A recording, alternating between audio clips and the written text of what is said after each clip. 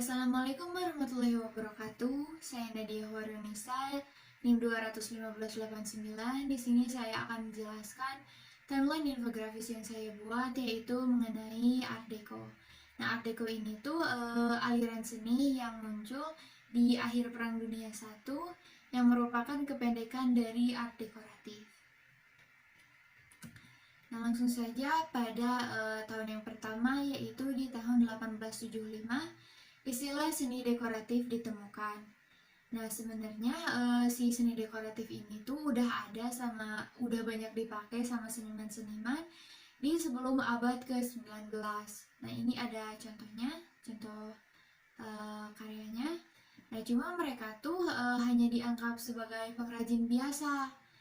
Nah, semakin berjalannya waktu, makin seni, seniman yang menggunakan seni dekoratif ini tuh makin meningkat.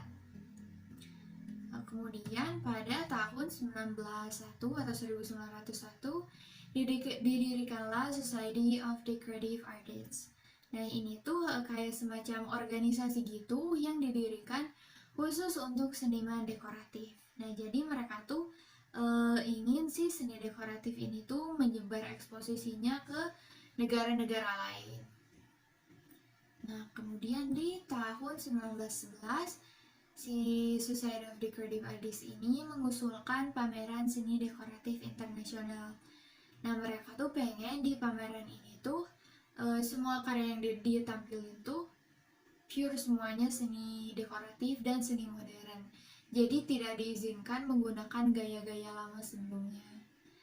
Nah, kemudian di tahun 1914 usulan mereka tuh istilahnya kayak udah didengar lah, cuma disayangkan pameran ini tuh ditunda dikarenakan pada waktu itu tuh sedang happeningnya perang Dunia I. Nah, terus di tahun 1920 art dekoratif ini membawa pengaruh dan perubahan besar di dunia fashion.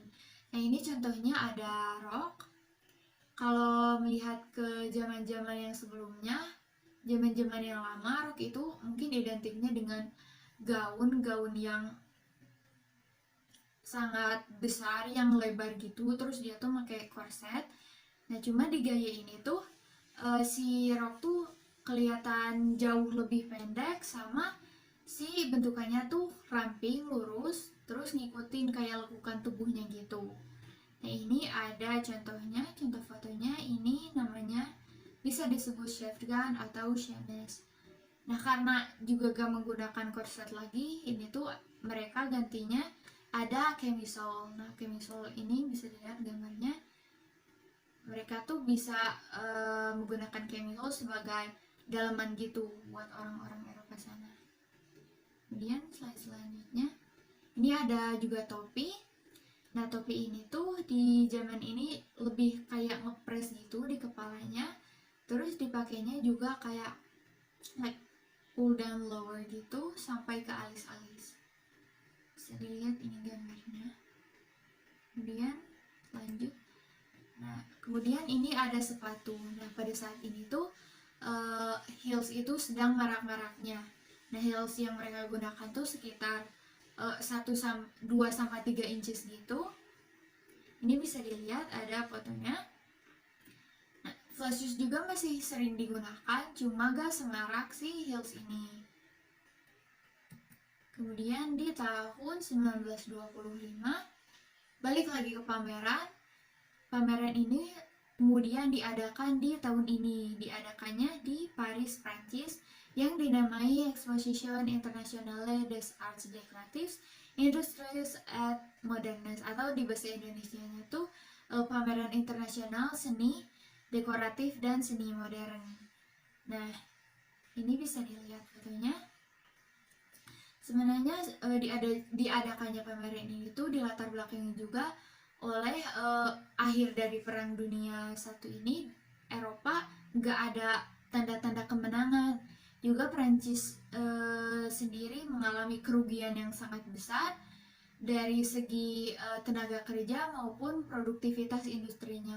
Nah, karena mengalami ketidakstabilan ekonomi, kemudian diadakanlah si pameran ini. Nah, ini ada posternya, bisa dilihat. Pameran ini tuh diadakan dari mulai bulan April sampai bulan Oktober, jadi sekitar 6 bulanan. Nah, di 6 bulan ini tuh mereka berhasil menarik sekitaran 16 juta pengunjung. Nah, sesuai dengan harapan, si gaya dekoratif ini tuh menyebar ke negara lain selain di negara Prancis. Nah, juga selain itu, negara Prancis ini dijuluki sebagai wasit di dunia fashion juga seni, terus juga dipandang sebagai negara yang paling fashionable, paling modis sedunia. Kemudian beberapa tahun kemudian di tahun 1930, art dekoratif dikenal sebagai sosok teknologi dan kecepatan di Amerika Serikat.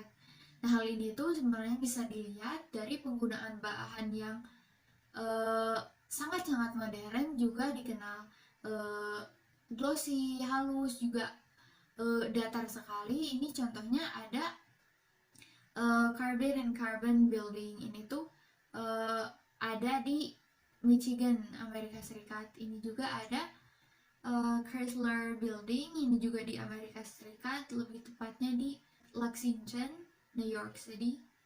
Terus ini juga ada bupet, sama juga ada lampunya. Nah, di sini saya akan menjelaskan konsep dan referensinya. Nah, dimulai dari referensi, ini saya di backgroundnya saya menempatkan kayak cahaya yang terang gitu. Ini tuh saya terinspirasi dari poster art deco yang ini. Nah, terus juga font yang saya pakai juga terinspirasi dari kebanyakan poster-poster art deco. Dia tuh istilahnya kayak gendut sebelah gitu fontnya. Terus juga ini saya tempatkan ada vektor building ciri khas art deco gitu. Ini tuh yang sudah saya jelaskan sebelumnya, namanya Chrysler Building yang ada di Amerika itu. Terus dari penempatan visualnya juga ini terinspirasi dari timeline infografis ini. Ini tuh dia kayak di free crop gitu. Terus lanjut dari color palette-nya. Nah, ini color palette-nya saya ambil dari sini. Ini dari Shutterstock. Nah, ini tuh sebenarnya warna umum dari art deco. Ini tuh warna khaki, ini tuh warna Tosca, dan ini warna biru muda, biru langit itu, sama ini ada warna navy. Nah, mungkin itu saja yang dapat saya sampaikan. Terima kasih.